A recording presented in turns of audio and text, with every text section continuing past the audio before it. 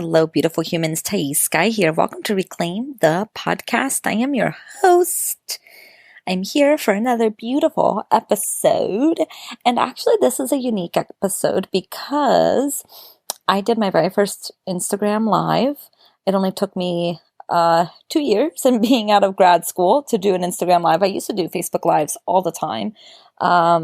But unfortunately, with grad school, I had to diminish a lot of how I showed up in my business to make space for this whole new endeavor. Anyway, point is, I did my very first Instagram Live today, actually, this morning. And I had the honor and privilege of having a dear friend on my Instagram Live, Hale, to have a conversation about trauma-informed work within the realm of coaching. Megan used to be a psychotherapist. As she talks about in our Instagram Live, we actually come from reverse order where I was a coach and then a psychotherapist, and she's actually a psychotherapist and then shifted and turned into coaching.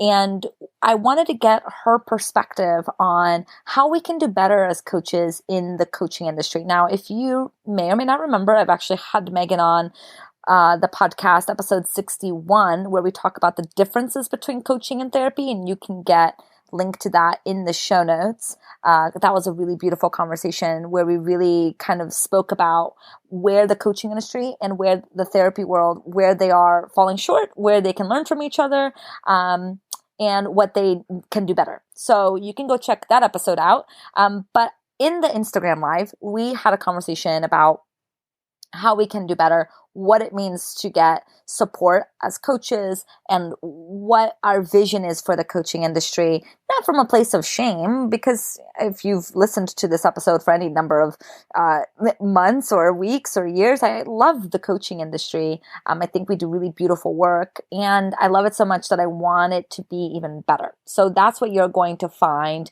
in our conversation. And so what I decided to do in honor of my very first Instagram Live is to share that conversation here with you on the podcast. So you're going to hear us having a conversation on IG Live, including answering a comment that we received and just having fun on Instagram together for the first time.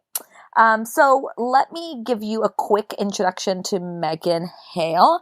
Megan Hale is a leadership coach, integrity expert, ooh, I love that, and founder of Wild and Holy, providing mindset and energetic wisdom mixed with business strategy for women entrepreneurs to show up braver, go all in, and expand into their fullest expression. She actually does a lot of work with money, which is wonderful. And we'll talk about that on the Instagram Live. Through grounded leadership, she guides her clients to hold exquisite space for themselves during times of deep expansion while consistently growing their profits and visibility to serve at their highest level. As an entrepreneur for the past 6 years, Megan brings personal wisdom and time-tested strategies to the business space to help service-based business owners increase their profits and maximize their impact while staying grounded in integrity. She facilitates retreats and group coaching mentorship programs for women, as well as courses and masterclasses, while delivering weekly episodes of her widely acclaimed podcast, Wild and Holy Radio. She effortlessly connects the dots between intuition and integrity, leveraging a powerful set of practices that support leading and living at your highest level, both personally, professionally, and within your relationships. I love her so much. This woman is vivacious. She is an inspiration. I love watching her lead and take over the world. It's just an honor that she is in my circle and that I get to message her and connect with her. And so I hope that you enjoy this conversation. I hope that you learn a thing or two. This is predominantly for coaches, though anyone, of course, can enjoy listening to this episode. And Megan does make certain references to my mentorship offering. And if you're listening and you're like, oh, this sounds like something I may be interested in, you can go to thaissky.com/mentorship, where you can learn more. And you can sign up for either one-on-one or my group mastermind. Okay. So that's thaissky.com/mentorship to learn more. Okay. Let's get into the conversation. Welcome to Reclaim, a podcast for women, by women, on conversations that matter. I am your host, Thaís Sky, international speaker, teacher, and a certified life coach currently working to become a licensed psychotherapist in the state of California. Join me here every week as I offer thoughts and interviews on what it means to reclaim your humanness in this messy world.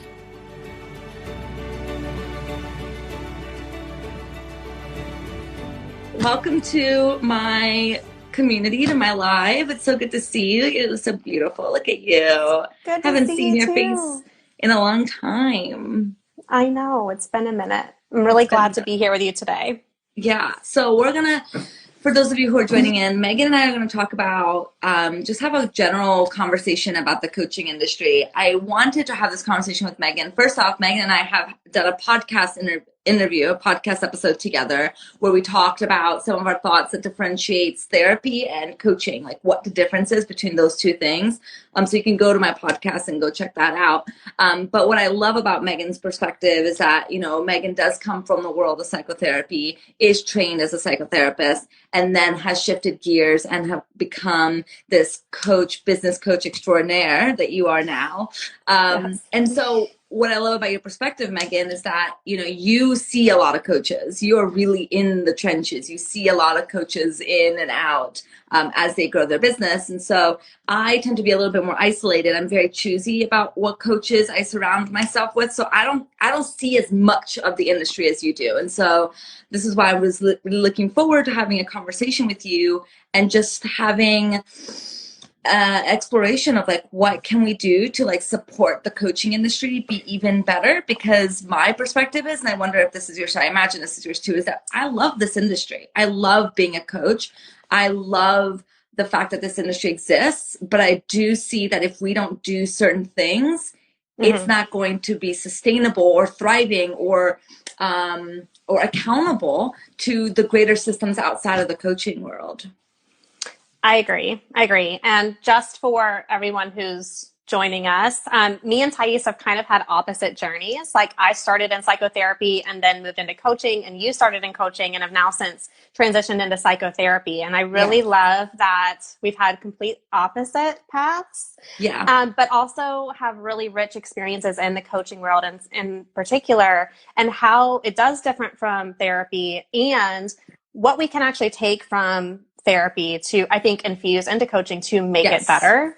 Yes. One of the things that I think is difficult for the coaching field in particular is that there isn't a lot of licensure like requirements as there are with psychotherapy. And I think that has created, it's good and it's bad. It's good in the sense that if you have like natural coaching skills and ability to hold space, that you don't have to go and get a certification before you start helping people. Yeah. I think that one of the downsides to that is that you don't have any professional training of things that you might need to look out for while you're holding space for people. Yes. Yeah. I mean, I sit at an interesting space where on the one hand, I don't want to gatekeep holding space for people, right? So I want to manage or be mindful of how I speak about this, because I don't want to imply that you have to have a master's in order to do really beautiful, important, good work. Because a lot of times what a master's means is $100,000. You know what I mean? Like, and the time ability, and not a lot of people have access to that. And so I don't want it to sound that unless you're willing to make this huge investment in your time and energy and money, then you can't hold space for people. I don't think that at all. I do think that space holding is a lot more complicated than just reading a book. I do think that there has to be something in the middle between not having any certification or any training or any support and a master's, because exactly what you said, Megan, we don't know, without a training, we don't know what to look out for. We don't know what not to do. We are taught maybe what to do, or we can read a book and we're taught, polyvagal is a big thing now in the trauma world. Like, I need to be aware of this, but how do you actually apply it to the complexity of someone's life that's right in front of you? Or if you're not going into trauma or doing trauma work, then how are you making sure that you know how trauma presents or doesn't present beyond just reading a book? Right. And I think one of the things that we were talking about on our podcast episode is that a lot of times in the coaching space, people will enter into this arena with just their lived experience. And that is the model in which they're working from. And sometimes like those things match up with the clients that you're serving. Other times, just because something worked for you doesn't mean that it's naturally going to transfer to working for somebody else. And so I think that's where it's like additional training can be really helpful. Mentorship can be really helpful. I think that there's a lot of different ways that we can reach out to deepen our skill set that allows us to be a better coach. Yeah. Yes, I completely agree. And I think, you know, something that I've been very weary of, you know, or been observant of is the proliferation of the word trauma, you know, yes. and the multitude of coaches who are using the word trauma in their work, which makes sense because so much of our lived experience does stem from, is affected by, is related to trauma. And it's great that coaches are becoming aware and understanding how important trauma is to the nervous system and to our perspective of the world. I have then many thoughts on, okay, it's one thing to be talking about trauma on Instagram, where you can literally pull up a book and then, you know, use those words and kind of write your Instagram post and make it look like you're trauma informed. And it's a whole other thing to sit in front of somebody and attempt to navigate their trauma. 100%. I think like the two words that I see being thrown around a lot are both trauma and triggered. And it's that kind of, I mean, I don't know, there's good and bad, right? Like it's good that the concept of being triggered and what that actually means is something that is becoming so much more mainstream. So we can build that self-awareness of we're having a reaction or a response to what somebody else has said or done or something that we've read or whatever that is. And I think that that's good. But I also think that it can be overused in the sense that it kind of minimizes the true meaning of that in response to a trauma response, right? And I think trauma even, I'm grateful that we're talking about it. I'm glad that there's so much conversation happening. I also think it's really important for us to distinguish the difference between like big T trauma and little t trauma. So we know what we're really talking about here. And especially as a coach, especially for anybody who's holding space for a big T trauma, like something that has created a post-traumatic stress response is very different than holding space for a small T trauma that brings up, you know, emotional resistance or just feelings in general that are hard to hold. Those are two very different things. And I think that if you are trying to hold space for big T trauma, you don't know how to recognize it.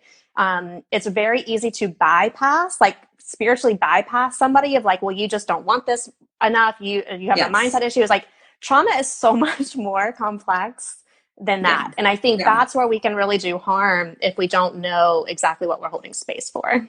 Yeah, and I would love an example if you can think of one off of the top of your head where if you feel like maybe you didn't have your training or didn't have greater insight on how trauma presents, you may have missed something that a client presented. I know I'm putting on the spot to like come up with an example. So if there's none off the top of your head, that's totally fine. But I just know that sometimes it can get very theoretical, and I just want to get like into like what's a specific example. I think, and I'm just going to kind of like make up an example on the spot. Sure. And kind of, I'm thinking of several different clients, but I'm just going to like kind of put their experiences together. And one of the ways that I see this show up, I mean, it shows up in lots of ways, but I mostly talk about money in this day and age. Like that's my zone of genius of really bringing more money mastery and a healthier relationship to money to your life and your business. And money mindset is like this whole sphere of it's like a niche, right? And it's very easy for me to see people tell someone that they just have a money mindset issue when they have actually experienced a very big financial trauma. And so, and I think we don't typically think of money with trauma, but for instance, let's say that you had, like your partner lost their job for 2 years, was not able to find work. You were going thousands and thousands and thousands of dollars in debt. You didn't know when there was going to be an end in sight. It created a lot of anxiety for you. It created breakdowns in your relationship. It brought up to the surface all of the money beliefs and transgenerational money story that you have carried. And maybe you're now feeling like you are perpetuating this money story that you had worked so hard to overcome. And now you're just back in this moment and you're feeling very emotionally flooded. And even though that your partner found a job, y'all moved into this new chapter of your life, there's still this inability to believe that you are safe, that you are in a different situation, and that you can create financial abundance again, right? If you do not recognize the deep financial trauma and the level of uncertainty that that 2-year period existed, like created for you, and you're not able to take action, and you're saying, well, it's just a money mindset, we should have to work at your money mindset. It's like, we have to heal the trauma. Right. That's what we have to do. And so I think if we don't acknowledge that, we can victim blame somebody for being where they are or not being where they want to be, and blaming it on a mindset issue when it's much more complex than that. Yeah, I think that that's a great example. And as you were talking, I was thinking about in my work, I think what I see more than a large traumatic moment is what I tend to see as complex trauma show up. And this is where I think that most coaches can miss this because complex trauma is often, depending on the trauma and depending on the childhood, can often morph into or create personality, right? Who we are, our personality traits, what so many people think of, like, I'm just stubborn, that's just how I am, or, I hate moving, that's just my personality trait. Well, so much of our personality traits is actually stemming from our environment. And so if we experienced something like emotional neglect, which I think is more rampant than we ever want to know, or ever care to admit as a society, if we experienced, emotional neglect throughout our childhood, that's going to absolutely dictate and form the ways that we attach now to people, the way that we understand ourselves, the way we understand the world. And that can be really hard to decipher, right? That can be really hard to pick apart. What part of this stems from, your childhood trauma, and what part of this can be kind of managed or supported through mindset work or through some emotional regulation work. So it can get really complicated. And I never, as a coach, I never got any type of trauma training because I honestly thought I was better than that. I thought that I didn't really need it and I could just kind of wing it and kind of just figure out. And I name that because I think that that's where a lot of coaches are. We're like, oh, we can kind of just do it. We'll just figure it out. What's the worst that can happen? That was me. That was 100% me. And then I went to grad school and I started taking classes on trauma. And I was like, oh my God, I am so grateful I didn't harm my clients like I could have, because this realm is it can be so intense. It can be so complicated and deep. And if you're not bringing in the right skills, even without knowing it, because people have very strong defenses and they can appear one way with you and then be responding to what you're saying in a different way outside of a session, that can get really dangerous. I'm very grateful I didn't cause harm, but I could have, because it's not a thing to just wing. It's definitely not. And I would say too, there's probably a lot of coaches that don't even know that this is going to show up. It's not even on their radar, right? So it's one, I don't think that I need it, but two, I don't even know that this exists, and why would I need it? And so I think it's the harmful thing about coaching without any training is that you don't know what you don't know. Right. And there could be a lot that you don't know, Yes. And so I think that that's important. I think the other thing that's equally important, and this was something that was greatly lacking in my master's program, is understanding the intersection of inequity and racism and systemic oppression that exists. And if we're not also holding space for that, there can be trauma related to that as well, And so I think having an oppression informed lens with coaching is really great. And that's my next step, honestly, is to find an additional certification for equitable business practice or equitable coaching to really add that to my skill set. And so I think the thing that I want to make sure everybody who's listening, if you are a coach, I think a lot of times we can put pressure on ourselves to hold space for everything that walks into that client relationship. And it is 100% okay to refer to other specialists, to other coaches, to other therapists, to hold space for something that you don't feel qualified for or don't feel safe holding space for. And I think that's one way we stay in integrity with our coaching practice. Yeah.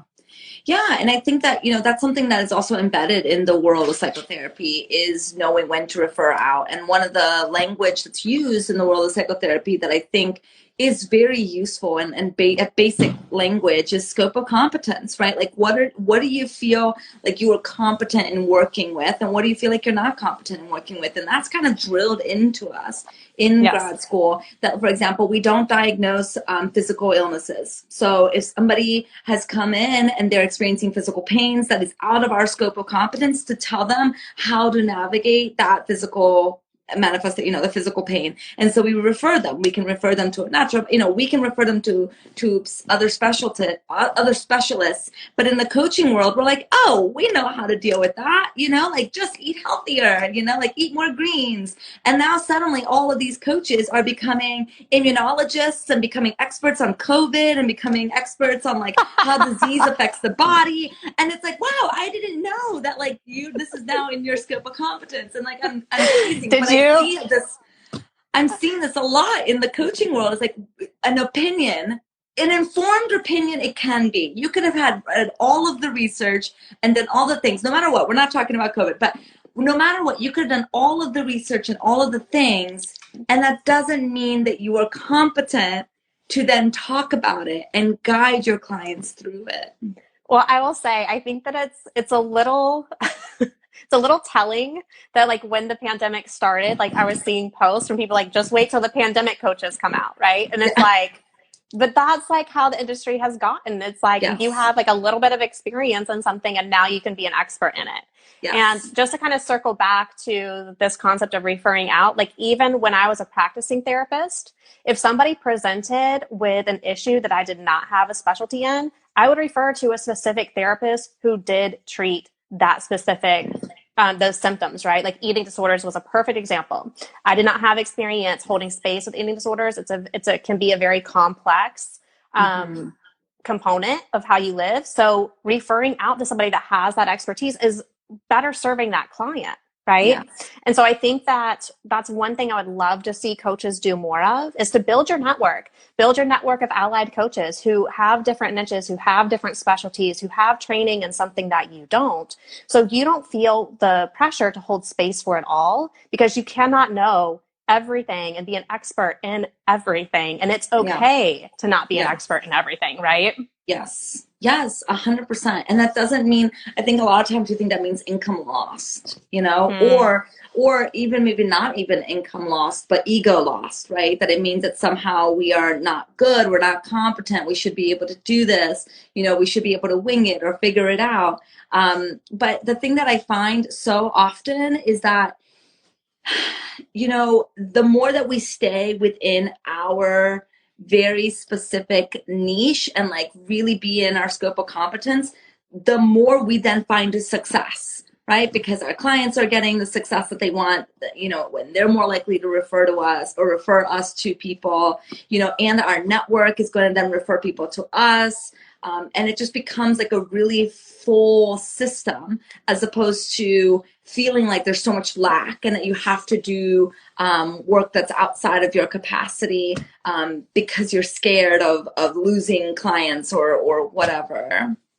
Totally agree on that. And I would say too, it's like, even if I think when we're trying to hold space for something that we don't have the skill set for, we're not going to create the result or impact or transformation that our client truly deserves.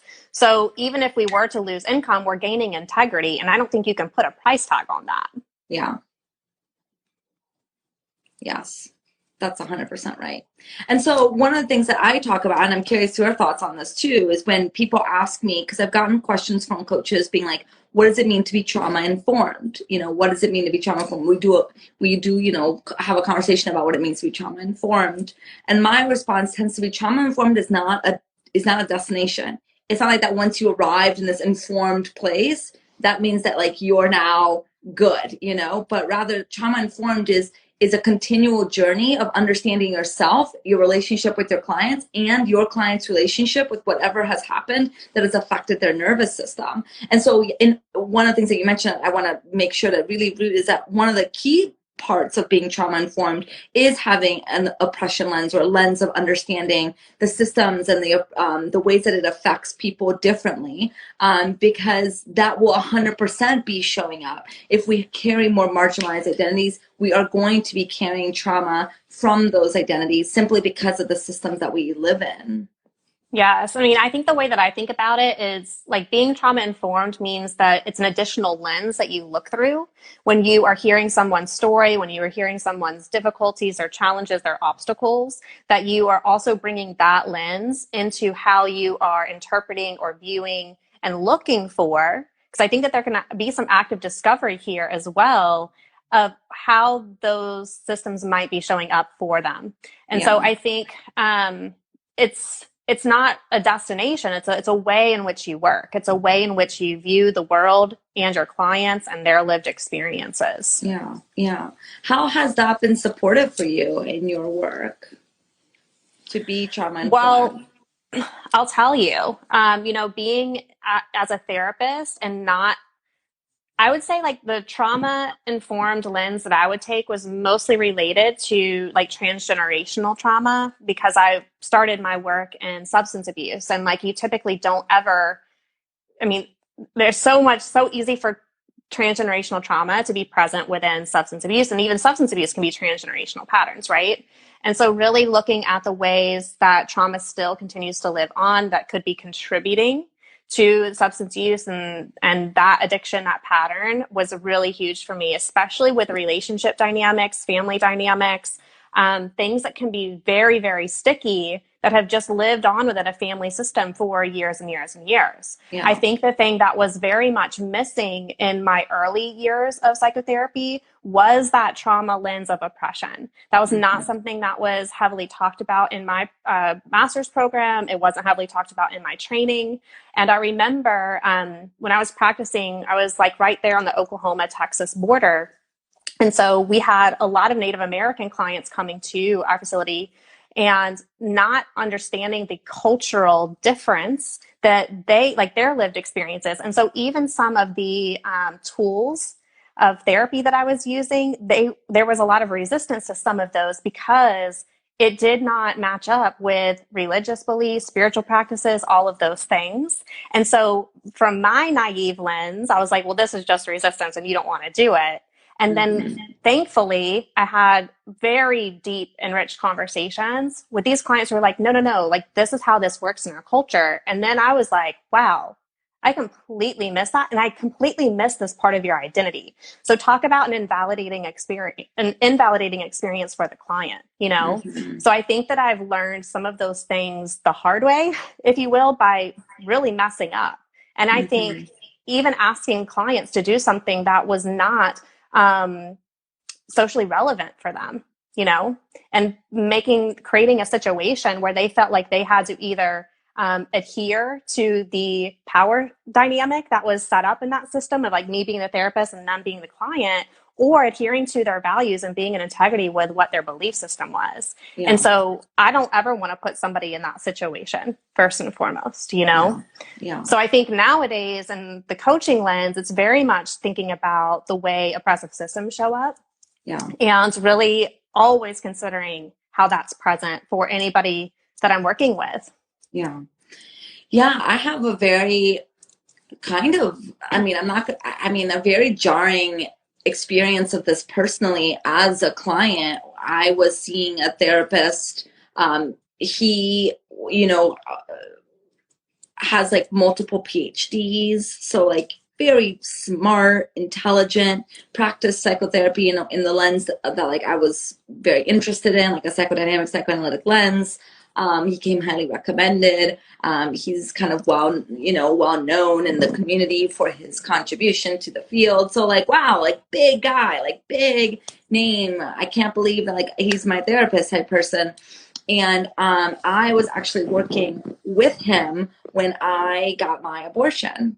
And I remember the session after that experience when I was talking to him about it. And I mentioned, you won't understand because you're a man. And his response was, so, but you've also just said that every woman has a different experience with having abortion. So, if every woman has a different experience, if I were a woman, then I probably won't understand you either. And then he kept going and he was like, do you feel like I would have to be like that only gay people can only work with gay therapists, or only Black people can only work with Black therapists?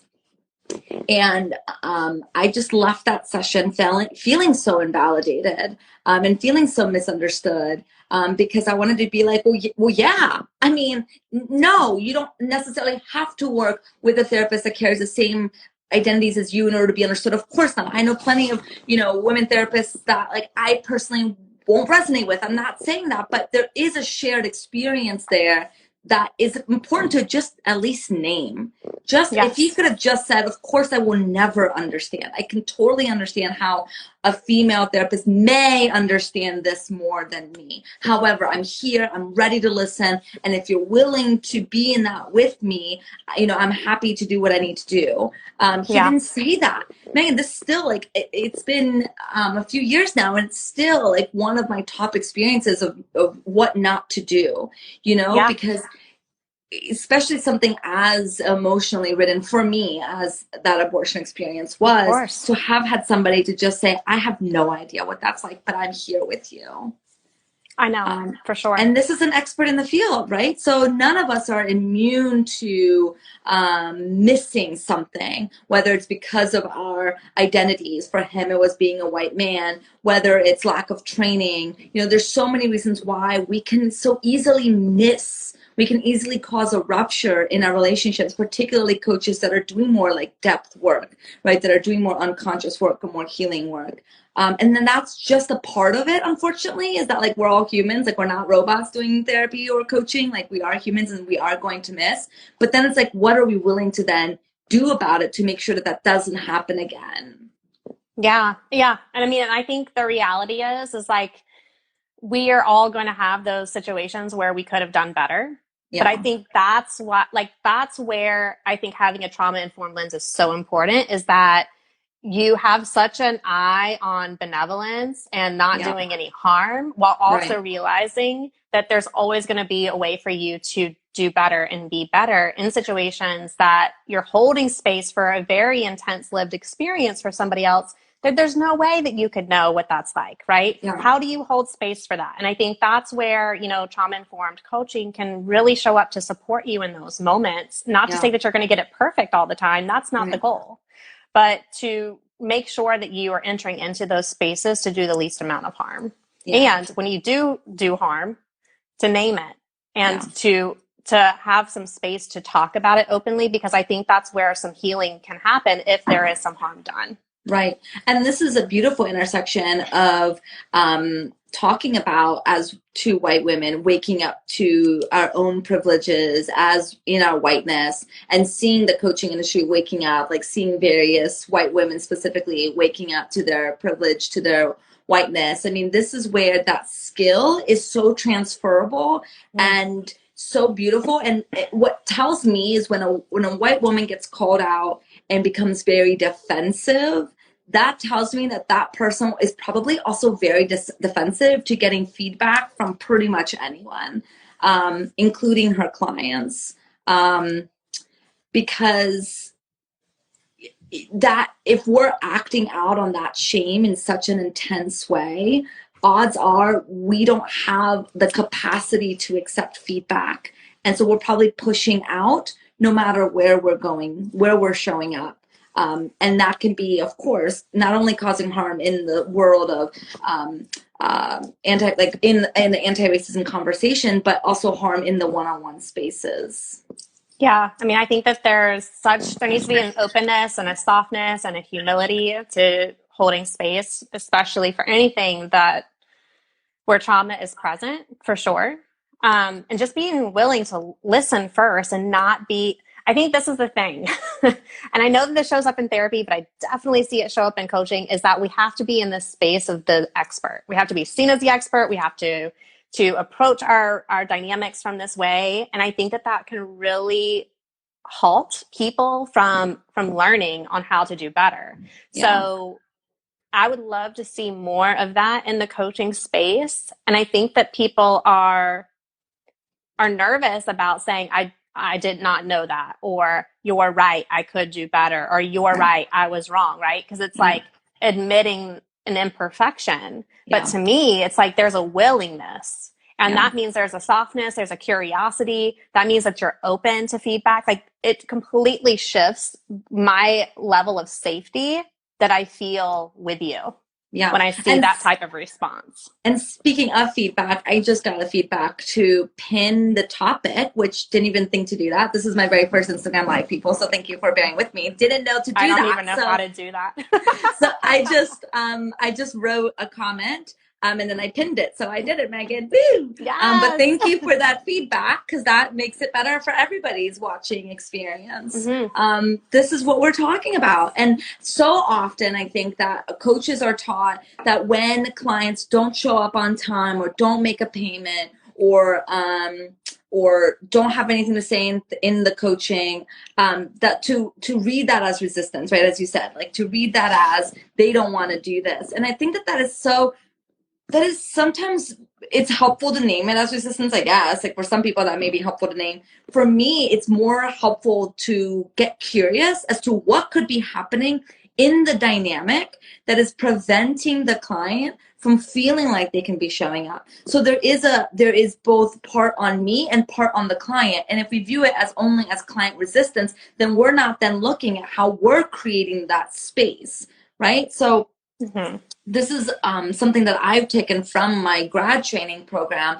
and now incorporated into coaching. And I think this could be really useful for so many coaches that are not taught in the coaching industry at all, but how to learn and use the relationship as feedback for how the client is doing, how the client is getting what they want from the relationship. And so instead of seeing something as like, oh, that's resistance, and now my job as a coach is to overcome that resistance, to ask and to get curious and to be in exploration of what may be happening in this relationship that's bringing something up for you that could be acting out in these ways. Yeah, I mean, how quick are we to make an assumption to describe a behavior or why it's going on? And like, there is an article not too long ago of a teacher who was talking about why he lets his students sleep in class, right?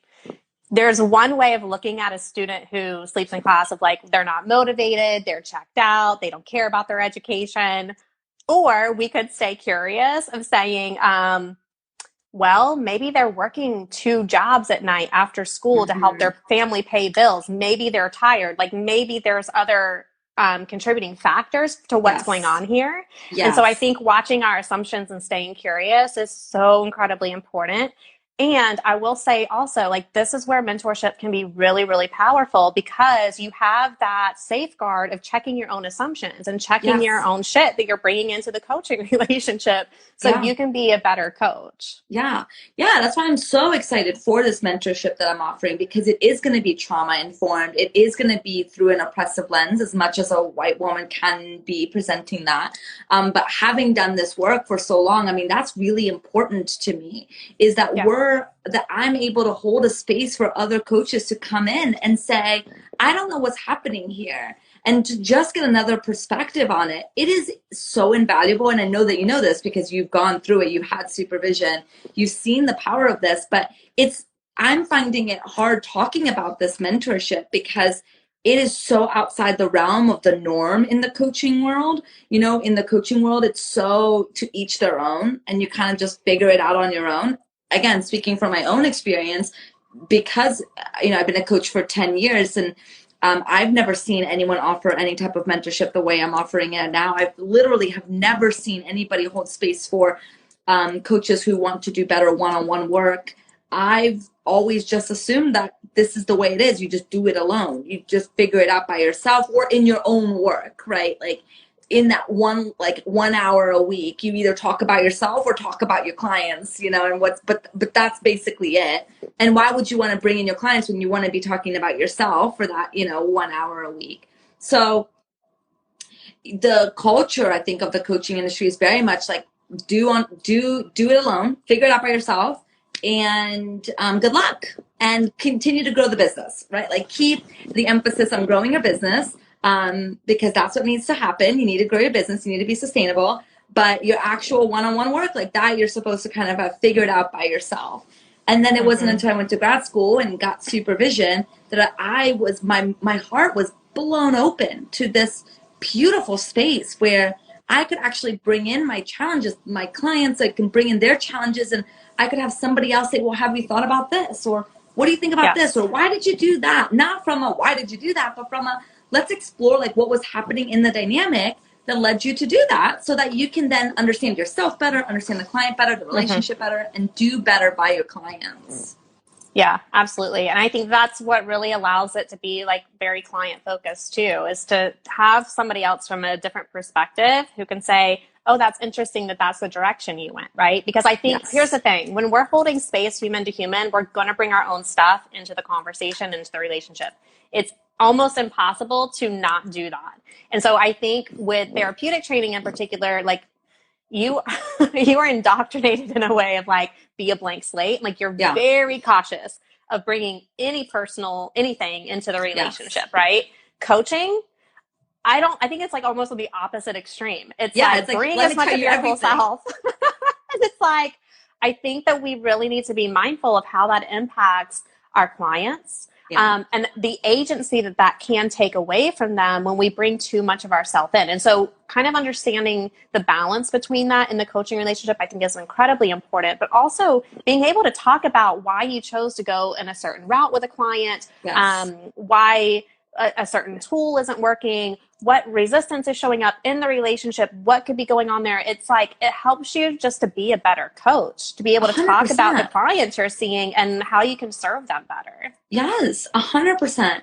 I mean, I remember, you know, in supervision, just saying something like, I feel really confident with this client, right? So this is what I said to my supervisor. I feel really confident with my client. I feel like I know where we're going. I feel pretty good about the direction in which we're headed. I feel like she's really happy in the relationship. And then my supervisor said to me in not so many words, she was like, so you're not willing to learn anymore. Right. So like, so you're done listening to her, the client, not even like to the supervisor. Like, so you're done listening, because my supervisor's stance was the minute you get kind of confident, which I know she didn't mean it this way, but the minute you start to feel like, oh, I got this, like, oh, I'm done exploring, like I got this, you stop actually listening to what the person in front of you is saying. Now suddenly you know better. You know more than the client in their own issues. And then you're gone, right? Because now you're totally operating over here. I've also had, this is now with my therapy, I've had a therapy client where I thought we were on the same train, right? Like I thought he was hopped onto my train and we were going quickly and I was feeling so good. And then I had a session and I asked some sort of question about how he felt or whatever. And I realized that I had totally missed him like 5 sessions ago. You know, like he was operating in one space and I was operating in another. And that was such a humbling moment for me of bringing that into supervision and being like, I completely missed this client. How did I miss it? How was I so, because this is the way that it works in the human to human relationship. We are in our own stuff. And so having a supervisor where you can bring this to and you can say, okay, I was here, they were here. How do we get back to here? Or how do I listen more deeply? Or what should I even listen to? Can be so useful. And that's exactly what I'm offering in my mentorship. And I'm really excited to have this space because gosh, like it was so life changing for me. And it would be, I know that it can create a really positive impact in the coaching world. For sure. And I think the other side of this too, like I remember in my supervision, like when a client wasn't getting the results that I thought that they should, or that I thought that they could, there was the other side of like, there must be something I'm not doing. Yeah. Or I was like doubting my skill set. Right. And my supervisor at the time was so helpful in saying, what else could be present that is preventing this person from creating change, right? And that's where, I think that's where the therapeutic background really comes in, because you can look at personality disorders, you can look at other layers that might be operating in the background that could be contributing to why this person is not getting the results or creating an action that you think that they could or should or whatever. So I think that it's like both sides, right? Like, how can you better serve the client, but how can you make sure you're taking appropriate ownership of what your part in the relationship is? Because I think other times, like coaches, I know this happens, that you take so much responsibility for the results your client gets. And it's here where you can really overstep your bounds. You're trying to do work for a client that is not yours to do. You can wear yourself out. You can emotionally deplete yourself. Like, there's so many other dynamics that can happen as well, which again, that's when it's really helpful to have that like check and balance in place through a mentor who can say, what's going on here? Yeah. Like, where's your ego totally in right. this? You're totally, I didn't even think about that. But yes, we tend to really take on our clients' results. And I think it's because our industry is more results oriented. And because we're more results oriented, we tend to then see our clients' results as us, right? And that's for the good and the bad. We take it on as like, oh, they're getting good results. That must be because we're good coaches, or, oh, they're not getting the results. It must mean that we're bad coaches. So we take it on either way. And I think having a space where you can talk to about this can help you kind of step back a little bit, because taking on responsibility for what's not yours will lead us straight into burnout. It's just not sustainable. Mm-hmm. Yeah, Elliot has a question. How do you as coaches deal with the risk of vicarious traumatization and countertransference and compassion fatigue?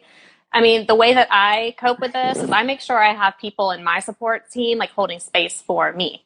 I think that if we do not have that space for us to be working like on our own stuff, it's really easy to bring stuff into session with people through the compassion fatigue lens for sure.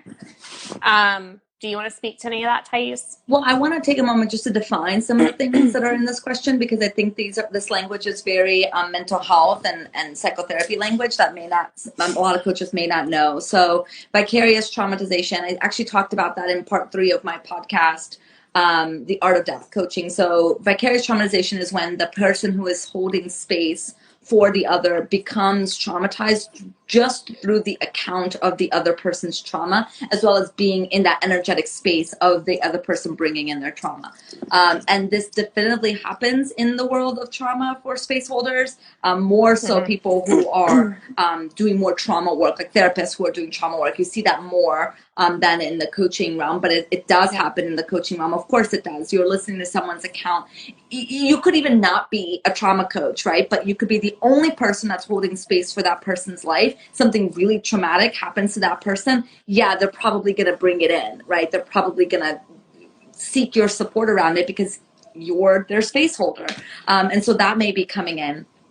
So that's vicarious traumatization. Countertransference. Now, this is something that I talk about in my mentorship, because this is a concept that's very well known in the world of psychotherapy, but again, not very well known in the world of coaching.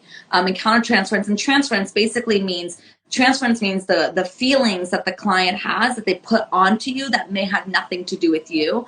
And countertransference is the therapist's response to that. So the space holder's response. So, for example, the client may be unconsciously projecting onto you the role of the caregiver. This is a very common common transference. It happens often because we are assuming a power dynamic, a moral authority figure, even if we try not to be in that power dynamic. That's just an inevitable part of being the space holder. So a client may be then bringing in their own feelings about their mother. They may put that onto you unconsciously and then act that out. So the countertransference is the space holder's feelings around that. You may also take on the role of the mother figure. This is, again, a very common countertransference response, because so many of us who are healers, they tend to take on the role of mothering others, don't we, Megan? And so that's countertransference. Okay, and then compassion fatigue is similar to vicarious traumatization, where You tend to hold so much space for other people that you become exhausted by all this space that you're holding for other people. Okay, so having named all those things,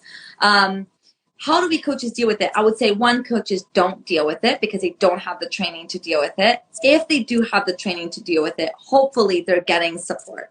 Hopefully they have places outside of the business, outside of their business that they can lean on. This is, I think, where a lot of business coaches do really right by their coaching clients, because a lot of business coaches talk about rest and boundaries. That tends to be a narrative I see a lot, and I wonder your opinion on this, Megan. But I see a lot of business coaches talking about the power of separating yourself from your business, and like after a while, like you have to take a step back from your business and not take your business so personally. And then that can be useful. That can be an important way to create some distance between who you are and what results your clients are getting by really making sure that you're infusing rest. Yeah, for sure. I mean, I will say, like, as a therapist who has experienced secondary traumatization, which same as vicarious traumatization, especially working in substance abuse, because you hear just very horrific things around like sexual violence, child abuse. I mean, there can be some heavy stuff. And even to this day, I have had like almost like flashbacks to client sessions of hearing something really, really difficult to hear and to hold. I think this is why it's so incredibly important to have a space for you to debrief these feelings. Because you, like, again, it's like a human to human relationship. And so, of course, like, you're going to have your own emotional response to hearing traumatic things that have happened to people, right?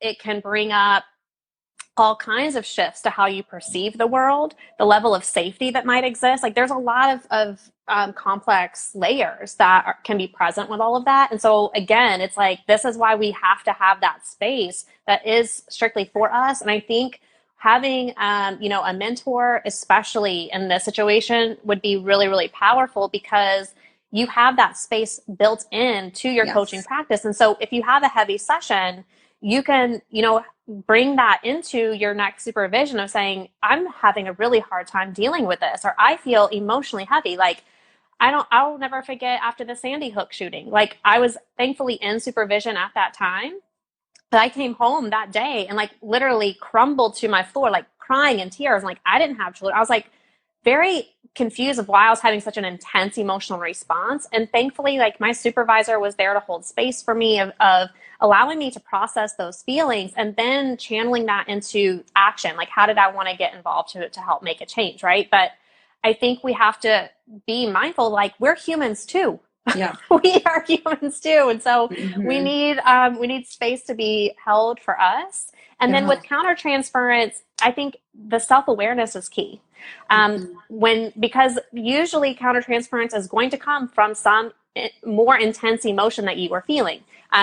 Feeling frustrated with a client, feeling angry, feeling like this client is betraying you, or feeling like they are trying to piss you off, or they're like whatever that is. I mean, but honestly, I think the more insidious countertransference that I see in the coaching industry is positive countertransference, and that can also be really quite not harmful, but it can detract from the coaching. Like, but what I'm speaking about is I love my clients. I love them so much that now there's you're imposing onto them a relationship where they may not feel safe to let you know that they're not feeling satisfied by the relationship.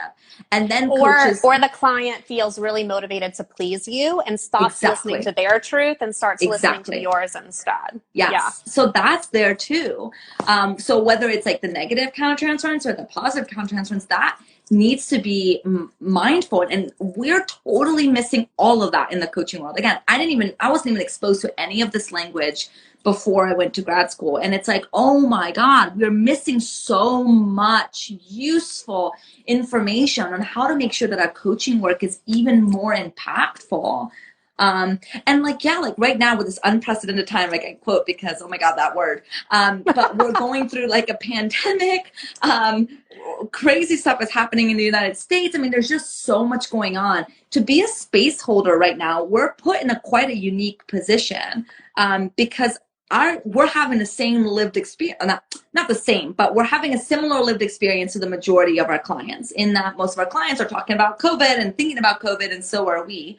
And so holding space for everybody's experience of COVID, or everyone's experience of, can be overwhelming to our own nervous system that is trying so hard to stay above water because of our own experiences with COVID. And so having a space like my mentorship is that opportunity to kind of like bring a full bag and kind of like dump it out, and like talk about the exhaust and the overwhelm from holding all this space, so that you can then go back to your work with more of an emptier backpack and then have more capacity to hold space for more people. Which is also going to be a buffer for experiencing compassion fatigue. So Right. there's so many benefits to this. Like, there really, really are. I'm so glad that you're offering this, because I think it's something that the coaching field is definitely lacking and missing. And the thing is, they don't even know that they're lacking or missing it because it's not even talked about. I know, which is why I'm so glad that you were willing to come on and talk to my audience about it.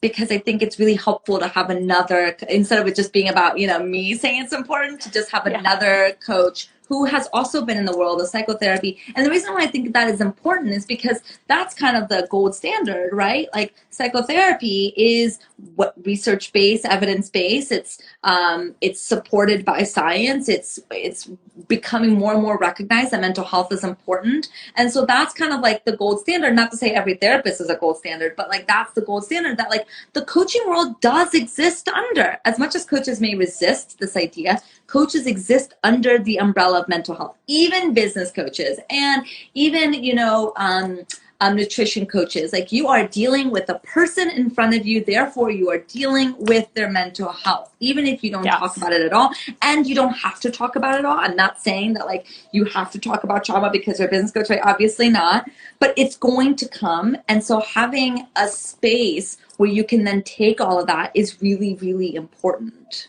Yes. For sure. Because I think, whether you like want to acknowledge mental well-being or mental health or not, does not in any way, shape, or form minimize its existence and the impact that it has in the relationship. So yeah, this is such a powerful conversation. Like, I'm so grateful for everybody who's here, who's been tuning in. One of the things I just love so much about you, Thaís, is just your desire and inspiration to really improve this field, and like looking at the practical ways and how we do that. And it's not shame-based, which is like another thing that I know we wanted to talk about today, but it's really coming from this place of a deep desire to improve and to invite people into improving their coaching skill set so they can better serve their clients. It just has such a ongoing, powerful ripple effect in the world, Yeah, absolutely. Listen, shame, people will feel shame if they need to feel shame. And like, I'm all for feeling shame, because feel all those goddamn emotions. Like, feel it out. So yes. But yeah, listen, I think the coaching industry can do so much better, but I say that because I am in it and I love it. And if I hated it, I wouldn't be a coach, right? So I love this industry, and I think that it has such an important space. I don't think, again, like, I don't want to gatekeep getting support. And not everyone wants a therapist. Not everybody wants that type of work. Not everybody wants, so like coaching offers just more options for people. And like, the number one thing that we learn in grad school, right, is that the most transformative agent of psychotherapy, the number one thing, the thing that matters more than anything else, and literally nothing else matters except for this, is the relationship, right? Like, is the therapeutic alliance, is the client feeling like the therapist gets them, feeling like they can do good work together. And like, that's the beauty of the coaching world, is that people are picking coaches based on what they we sometimes get catfished, right? Like, we sometimes get like misled by the coaching and the marketing, but we get to make these choices. And so we tend to choose coaches that feel like it's that really yummy fit. That means that really good work can happen. We just now have to be really responsible and really mindful and really nuanced and trauma-informed and oppression lens so that we can make sure that this industry continues to be sustainable and thriving in the long run. Well said. Thank you. Any other final thoughts from you before we wrap up?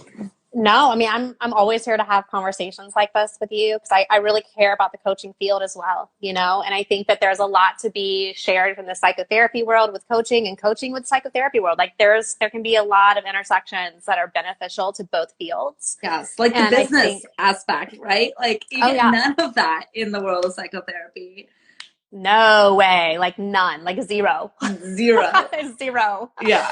So I mean, there's so many things, but I think really having mentorship and supervision, like that's something that's not even discussed. Like I'm just so grateful that you're bringing this opportunity to the world. So any way I can support that, I'm here. Thank you. And also, let me just rave on you for a minute. I just love so much that there's somebody talking about money and talking about oppression, right? Like someone talking about money and talking about the very real challenges of being human on this planet. Because I think so often when people talk about money, it's from a manifesting law of attraction. Oh my God, I can't. That like really misses the point of like the complexity and the nuances of money. And so there is so much work to be done in this industry when it comes to conversations about money. And I love that you're spearheading that. I love that that's, your realm of genius, celebrating you in that, because I think that is so, so important. Yeah. And I mean, there's so much growth to happen in that conversation too. So I think that's why like having some additional training, that's my next step. Cause I really just want to understand even deeper, like just the nuance that goes into the money conversation, especially through the oppression lens. So yeah. All right, lovely. Well, thank you for joining me on our very first Instagram Live. We did it. Yes. You're so welcome. Thanks for having me. And thank you guys for tuning in. Love you. Bye. Bye, everybody. Thank you. Thank you for listening to Reclaim the Podcast. This podcast represents the opinions of Thaís Sky and her guests to the show. The content of this podcast are for informational and educational purposes only and is not intended to be a substitute for professional psychological, psychiatric, or medical advice, diagnosis, or treatment. Always seek the advice of your physician or other qualified mental health provider with any questions you may have regarding a medical condition or mental disorder.